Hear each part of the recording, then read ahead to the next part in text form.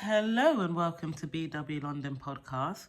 So, I want to talk about the red pill environment and everything that's going on there. So, Kevin Samuels died, and I truly believe he was a sacrifice for the red pill environment, specifically for for people like Tate. I actually believe for Fresh and Fit, Aber and Preach.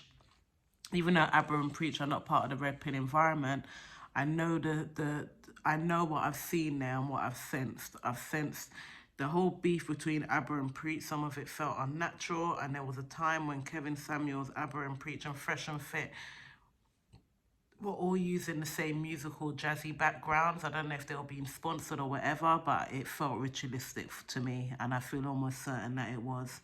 And he died very soon after that whole episode of them using those music. Good songs, but it's dodgy. Also, for the tutorial guy who I can't stand, I haven't liked him since he went online. What did he do? Oh, and said that he had cancer. It just felt weird. It felt needy, and I can see through that kind of stuff. Something ain't right there. And then next thing I know, you actually saw him hanging with Kevin Samuels. He's a part of it too. And I don't know if I mentioned the lead attorney. Now, even though he's not specifically red pill, I still get the sense that part of his rise to fame has something to do with that whole sacrificial of behavior revolved around Kevin Samuels.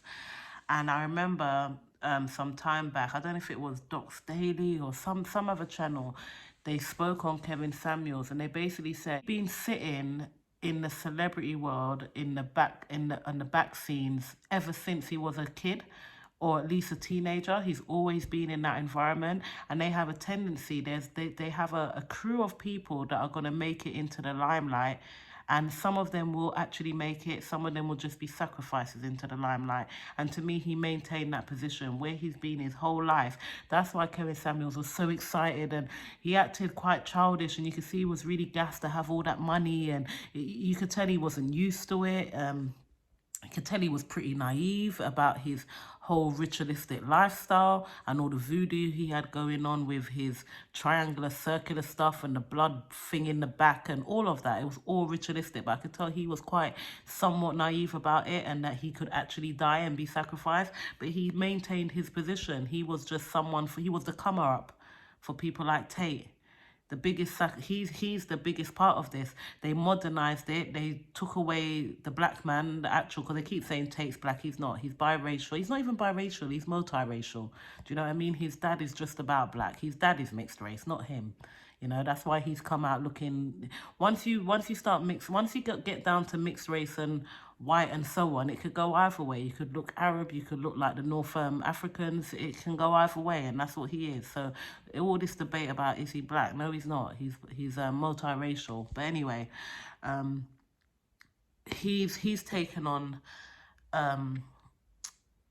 He's now become the one that they're pushing, and the one that they're making a big deal of. I mean, recently when he got cancelled. I guarantee you, within that little scenario of about a few days, people who never heard of him, his Google search, he went up to #1 in an instant when he was cancelled. It's all intentional. It's just a fair production, all of this, and they know what they're doing. But the latest one I've seen in this red pill environment is this Pearl lady. And I find her really.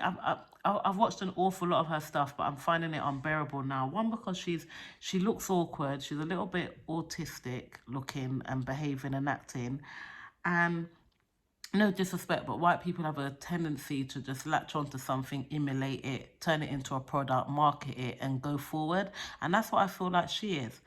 Because all the things that she's promoting, she's not feminine. I don't find her feminine at all. I find her quite frumpy.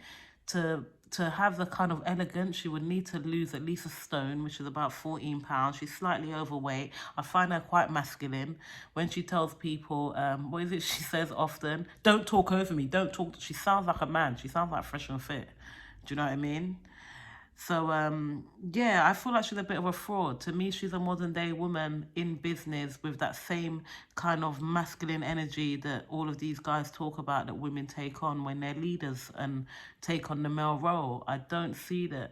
I mean, she's 25, she's not married, and I don't believe her. I straight up don't believe her. I find her to be quite provoking or provocative, is that the right word? But yeah, I find her to be, it doesn't feel right. I get some a bad sense from her. And she's so pasty looking. I know I keep going back to her looks. Like she gives herself a 5. She says that she's pretty average. I give her a 2 or 3, but you know, that's for men to decide because it is very interesting when men grade women. It's nothing what you think sometimes. Whereas women, it's just it's not our place in it. But yeah, so I feel like there's a lot of these vultures that have come about as a result of Kevin Samuels. I don't necessarily know if she's actually a mole like Tate. He's a literal mole. I've been calling that guy a mole for since the beginning of the year when my sons kept talking about him. I was like, he's a mole. He's such an obvious mole. I don't know that Pearl is that. I feel like she's more just a marketing business woman, but yeah, I find it quite vulturish. And the business, somebody who I learned along the way, where it would seem that Kevin Samuel got a lot of his a lot of how he speaks, all of it, his behaviors from him. He's now doing a lot of shows where he has women come on the panel and stuff, and it put me off, to be honest. But I watched one recently and I actually really enjoyed it. But he's I love him, but he seems naive. He has no insight into the demonic world, and he talks about celebrities like it's not a fair production. And I think if you don't have insight into things like Freemasonry, Illuminati, prophecy, and all of these types of things, you're kind of lost, you know. So in that sense, to me, he's a bit lost. He sounds naive when he talks about these people like they're real people doing real. I mean, I know they're real people, but you can't deny the fair production going on, you know. But ultimately, I do feel like there is a attack on black women with people like O'Shea Jackson. Is that O'Shea Duke Jackson? That it just always seems like he's coming from this nasty place and always trying to embarrass black women. And even though this red pill environment has highlighted a lot of things that are really real and made a lot of 30 and 40-year-olds finally understand that no, men are not intimidated by your the fact that you can pay your bills and got a car and got your own house. Actually, they just don't feel needed, and it's a real thing. And when men say they want a submissive woman, it's not because, oh, they just want someone weak that they can walk over. It's because that is part of our feminine and blah blah blah. These things have truly come to light. It's still a setup. This is still an agenda being pushed for bad. The man like Tate and all of that, as good as it seems, and like, but it's creating a kind of hateful environment. Because let's be honest, there's a lot of men, they keep talking about these 1% men, and they're barely any of them.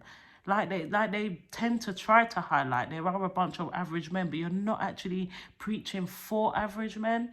And there's not enough promotion about women. And I don't believe it. I don't believe what's happening. But I see that Fresh and Fit are apparently going to be in England this week. And I am somewhat of a fan, I've got to be honest, because they're one of the reasons why I even started doing videos in the first place. But it's been fun watching Fresh grow. He's really starting to come into his own. He's sorted out his speech quite a lot. And yeah, he just feels a little bit more natural.